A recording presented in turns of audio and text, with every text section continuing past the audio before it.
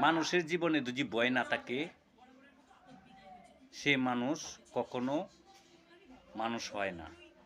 আসলে তোর মধ্যে কোনো ভয় নেই, তোর মধ্যে কোনো ডর নেই, সে কারণে তোর মন মতে তুই চলিস। যে লোক চোখে সবসময় না ডরায়, তাকে লাঠি পিটালেও তার ভিতরে ডর যায় না, আরও সে ভয় এবং ডর দেখায়। সেটাই বাস্তব। আজ থেকে আমি একটা কথাই বলতে চাই, যে ভুল আমি করেছি সে ভুল যেন বাংলার কোনো পুরুষে যাতে না করে।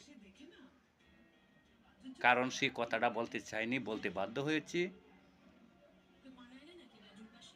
তোর পিছনে চলে আমি অন্ধ হয়ে গেছি, সেই অন্ধর পথ থেকে আমি চলে আসতে চাই এবং ভালো পথে চলতে চাই। সেটাই বাস্তব। তুই কখনো ভুল, মনের ভুলে তুই আমাকে স্মরণ করবি না এবং আমাকে কোনো একটা মিস কলও দিবে না। সেটা আমি তোকে বলছি। আজ থেকে তোর মধ্যে আমার যে দূরত্ব শুরু হয়েছে, সেই দূরত্ব আমি যতদিন ঢাকা থাকবো ততদিন সেই দূরত্ব পথের মাঝখানে দেওয়াল থাকবে। সেটাই বাস্তব।